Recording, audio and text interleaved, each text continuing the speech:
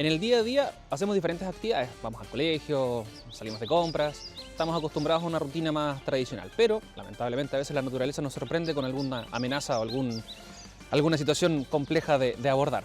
Para eso tenemos que ser resilientes y por eso hemos creado el juego Costa Resiliente. Vamos a conocerlo. Costa Resiliente es un juego que está pensado para 5 jugadores, donde puede variar un poco el número de acuerdo a los diferentes roles que se van a ir asumiendo, donde el objetivo es crear una zona lo más resiliente posible. La resiliencia tiene que ver con la capacidad de adaptación de una población. En ese sentido, el puntaje extra que se entrega no es aleatorio. El concepto de diversidad y de redundancia se aplica en el contexto real. En el sentido, desde la redundancia, si por ejemplo pusiésemos 2 colegios en el mismo lugar y por diferentes motivos se derrumbase uno, tenemos el otro a modo para suplir. Y la diversidad tiene que ver más que nada con otro concepto en relación a la variedad que tenemos de distintos elementos en una misma población, para hacerla más enriquecedora y poder enfrentar desde diferentes perspectivas una posible amenaza. Sea un tsunami, sea un incendio, sea un terremoto, como nos enseña el juego. Entonces, lo que vamos a hacer es elegir primero un lado del tablero, que puede ser en el modo simple, que si se fijan tiene menos bosque, o un lado más complejo, con mayor cantidad de amenazas, menos agua y mayor cantidad de bosques. Esto va a ser fundamental para lo que va a pasar cuando lleguen las amenazas. Lo primero que vamos a hacer, después de haber elegido el tablero, es entregar un rol a cada jugador, donde tenemos roles como municipalidad, ONEMI, pescadores, ecologista e inmobiliario.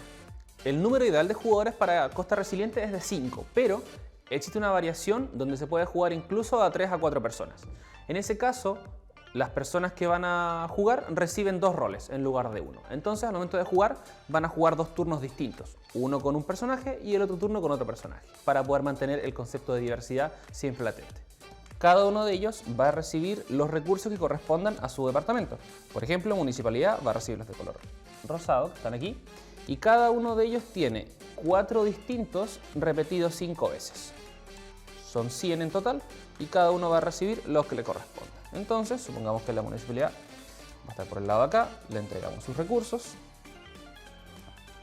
que van a ser distribuidos en este tablero. ONEMI, pescadores, ecologista e inmobiliario. Vamos a repartirlos al azar alrededor del tablero.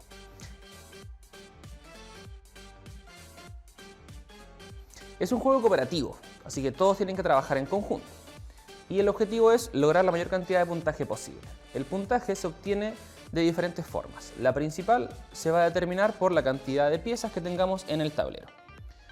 Si se fijan, en el costado de aquí tenemos la cantidad máxima de piezas disponibles por cada lugar. Por ejemplo, todas las piezas de estos cuadrantes pueden recibir un máximo de 2.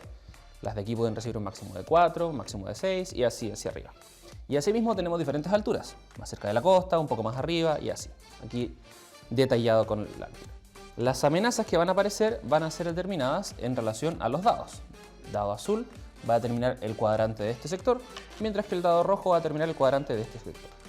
Entonces, por ejemplo, si apareciera una amenaza en el dado 5 y en el cuadrante 6, esta sería aquí. Asimismo, si lo lanzásemos de nuevo y saliera el dado 4 con el 3, estaría ubicado acá.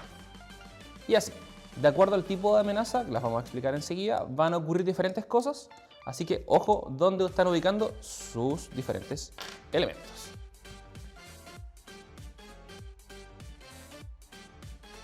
Los recursos están repartidos a cada jugador, los roles también están distribuidos. Cada tarjeta también tiene en su reverso el recordatorio de cómo se desarrolla el juego, tanto reglas de construcción como puntos de victoria que se puedan alcanzar. Las reglas de construcción son 2. La primera, que ya la explicamos, tiene que ver con la cantidad máxima permitida por cuadrante, y la próxima tiene que ver con la distancia que van a tener una pieza con la otra. Por ejemplo, si una pieza queda construida aquí, las próximas no pueden estar a más de 2 casillas de distancia de la que ya está puesta. Quiere decir que la primera que se ponga va a ser bastante determinante dentro de lo que va a ocurrir en el juego. Si el jugador de la inmobiliaria construyó aquí, el ecologista, por ejemplo, no podría construir acá, porque está a más de 2 cuadrados de distancia. Aquí ningún problema, aquí ningún problema, aquí tampoco ningún problema. Esas son las 2 reglas principales de construcción que van a determinar dónde va a estar ubicado cada recurso. Y las rondas funcionan de la siguiente forma. se elige un jugador inicial, que puede ser elegido al azar o puede ser elegido por como sugiere el tablero, que inicia el jugador que más cerca vive de la costa. Y en cada turno, cada jugador va a tomar 2 de sus recursos, pueden ser distintos o pueden ser los mismos, y ubicarlos en alguna zona del tablero.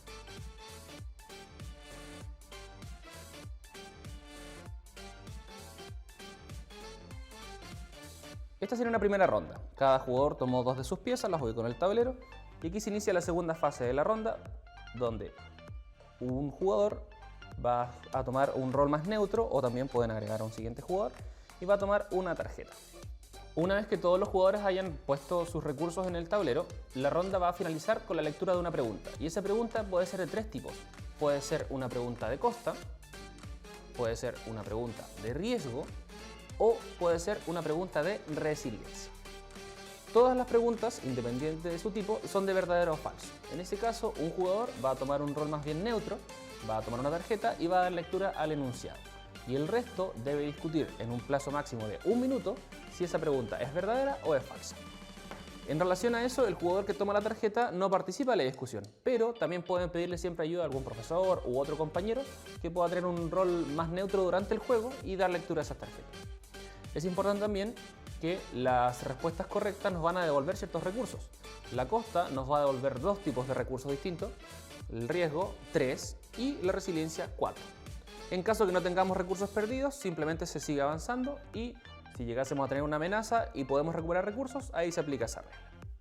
Las tarjetas que están ubicadas aquí tienen diferentes preguntas, todas ellas de verdadero y falso. Se debe leer el instructivo de arriba, se responde en conjunto, la persona que tomó la tarjeta no puede responder evidentemente, y eso pueden suceder 2 cosas. Si responden correctamente, van a recibir ciertos beneficios de acuerdo a la cantidad de piezas que hayan podido perder. En este caso no han perdido ninguna, así que el juego seguiría. Pero, si llegasen a responder de forma incorrecta, inicia el desastre. Tenemos 4 tipos distintos de desastres, donde puede ser un terremoto, un derrumbe, un incendio o, quizá el peor de todos, un tsunami. Las 4 diferentes amenazas tienen distintas características y una en particular es quizá más amenazante que las demás. Si bien tenemos el derrumbe, el incendio, el tsunami, el terremoto usualmente está acompañado por otro tipo de amenaza. Entonces, una vez que aparezca la carta de terremoto, estamos obligados a sacar una de las otras 3 opciones, donde puede ser tsunami, incendio o derrumbe.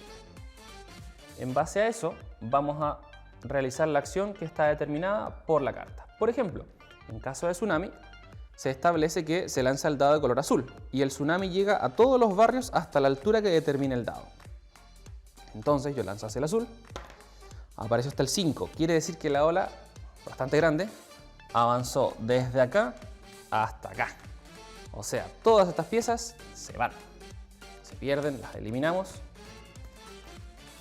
y eso nos va a determinar menos puntaje. Ahora, ¿qué ocurre? Tenemos aquí bosque y este bosque nos va a ayudar, como parte de nuestra resiliencia, a detener el tsunami. Entonces, todas las piezas que estaban de aquí hacia arriba no van a recibir ningún tipo de daño. O sea, el hospital quedaría aquí. Mientras que estas, lamentablemente, se han perdido producto del tsunami. O sea, pasamos de tener 10 piezas a solo tener una. Parece que el lugar donde construimos es más importante de lo que parece. ¿Qué hubiese pasado, por ejemplo, si hubiésemos lanzado el dado y hubiese aparecido el número 2? Habríamos tenido un poco más de suerte, no habría sido un tsunami muy grande y habría sido destruido solamente lo que está en la zona de aquí abajo, hacia allá. Ahora, quizás, si hubiésemos jugado de la forma en la que estábamos pensando y hubiese pasado otro desastre, también nos habría perjudicado bastante. Vamos a distribuirlo de diferentes formas solo para el ejemplo. ¿Qué hubiese ocurrido, por ejemplo, si hubiese sido un incendio? En el incendio se lanzan los 2 dados y se determina un foco de incendio. Y si ese foco tiene alguna pieza del ecologista o incluso bosque dentro del tablero, va a ocurrir el desastre, porque todas las piezas que están presentes con bosque van a ser destruidas. El número 5 y el número 3 sería esta parte de aquí, o sea, todo esto de aquí sería destruido. En este caso no tenemos ninguna pieza aquí disponible, así que no habría ningún inconveniente por ahora. Pero no siempre va a ser así. Otra opción también es el derrumbe. En el derrumbe se lanza, a diferencia del tsunami, solamente el dado rojo. Se lanza el rojo, en este caso el número 4 por ejemplo, y todo lo que está desde aquí hacia abajo es destruido. también con el bosque como un límite para que eso no siga ocurriendo. Entonces, en este caso, lamentablemente el hospital se iría. A diferencia de lo que ocurrió con el tsunami, donde todas las otras piezas eran las que se habían ido. Y una última opción es un terremoto. Y el terremoto también se lanzan los dos dados para determinar un epicentro. Tenemos el número 2 y el número 1, que sería aquí. Y aquí ocurre daño alrededor, desde el epicentro hacia afuera. Entonces, en este caso, esta pieza de aquí sería una de las que se perdería. 4 posibles amenazas que van a aparecer de forma aleatoria también, porque tenemos 4 amenazas por responder de forma incorrecta, pero otras 4, que son las mismas, que van a ser barajadas en esta pila de cartas. Entonces, en cualquier momento, como en la vida real, una amenaza podría aparecer. Y si no estamos preparados correctamente para recibirla, el desastre nos espera. Supongamos que la pregunta se respondió correctamente, cambiamos de jugador inicial, esta vez inicia el pescador, y lo mismo, va a poner 2 de sus piezas, respetando las reglas de construcción. Ahora se amplió bastante, entonces se podría empezar a construir por acá, por ejemplo, se podría empezar a construir después por acá, y así. Aquí aún no alcanzamos el máximo de 4, así que podemos seguir construyendo, y lo mismo, pensando en diversidad y pensando en redundancia. Parece que estos jugadores en esta ronda están pensando más en diversidad, porque si se fijan, están poniendo diferentes piezas en diferentes partes. Pero eso va a obedecer al final del juego. La carta de amenaza tsunami tiene una salvedad, porque sobre los 30 metros del nivel del mar existe una zona de seguridad que está determinada por el número 6 en el tablero. Entonces, al momento de lanzar el dado, si lanzamos el número 6, tenemos que lanzarlo de nuevo. Y en base a eso determinar hasta qué punto va a llegar ese tsunami.